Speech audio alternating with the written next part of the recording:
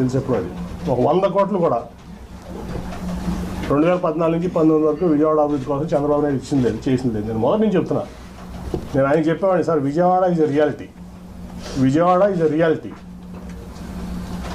Amaravati is your dream which has to be converted into a reality. అది అవ్వదు sir. Gift city కట్టారు ప్రధానమంత్రి గారు, ఇంకా చాలా ఇబ్బంది ఉంది అక్కడ. ఎకానమీ అంటే అప్స్ డౌన్స్ ఉంటాయి.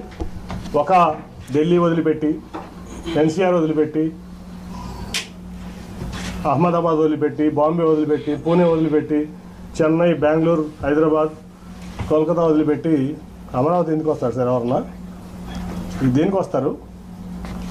ఇవన్నీ అవ్వవు సార్. ముందు విజయవాడ, గుంటూరు ఇవన్నింటినీ చేసుకుందాం మనం అని చెప్పి ఎన్నో సందర్భాలు కాన్ఫిడెంట్ అయ్యాను. కానీ ఫస్ట్ టైం నేను ఎంపీని, నీకేం తెలీదు అని చెప్పి నన్ను తోసేవాళ్ళు.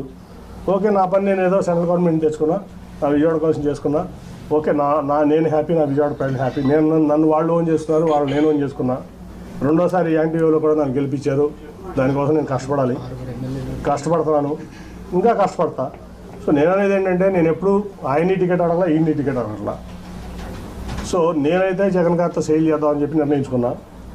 సేల్ చేస్తాను, ఆయన ఏ బాధ్యత చెప్తే చేస్తాను. సార్ మీతో పాటు టీడీపీలో సిట్టింగ్ ఎంపీలు చాలా మంది పోటీకి దూరంగా ఉన్నారు, ఎందుకంటే మిగతా ఎంపీల గురించి తెలియదు కానీ విజయవాడ పార్లమెంట్లో అయితే టోటల్గా 60% టీడీపీ ఖాళీ చేసేస్తాం, దాంట్లో డౌట్ లేదు. సార్ ఇందాక మాట్లాడుతూ బోండా ఉమా గారి వైఫ్కి మేయర్ అభ్యర్థిగా ఇస్తే ప్రమాదం అని చెప్పాను. ఏంటి సార్ ఈ క్వశ్చన్? నాది చంద్రబాబు గారు అడగలేదు, ఆయన చెప్పిన మాట మీకు చెప్పా.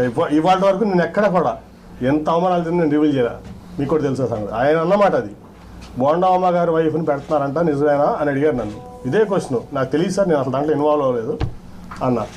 కాదు అది చేస్తే చాలా ప్రమాదం, నువ్వు ఇమీడియట్గా మీ అమ్మాయిని పెట్టని చెప్పి పంపించారు నన్ను. ఢిల్లీ నుంచి విజయవాడ పంపించారు ఆయన. ఈ మాట ఇవాళ వరకు నేను ఎవరికి చెప్పలా, ఇంక్లూడింగ్ నా సొంత కుటుంబం చెప్పలా. 60% తెలుగుదేశం పార్టీ ఎన్టీఆర్ జిల్లాలో ఖాళీ అవబోతుంది. 60%.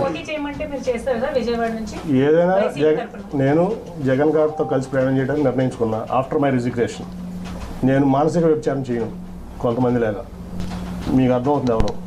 కాబట్టి నేను రాజీనామా చేసి వచ్చి ఆయనతో సేల్ చేయడానికి, ఆయనతో పాటు సేల్ చేయడానికి పేద ప్రజలకి ఆయన అండగా ఉన్న తీరుకు నాకు నచ్చింది. కాబట్టి ఆయనతో పాటు నేను నడుస్తానికి నేను సిద్ధపడ్డాను. ఆయన ఏదో ఇస్తే ఎంపీగా పోటీ చేయమంటాడా, ఖాళీగా ఉండమంటాడా, పార్టీ చూసుకోమంటాడా, విజయవాడ ఎన్టీఆర్ జిల్లాలో ఆయన ఇష్టం, ఆయనకు వదిలేసాం.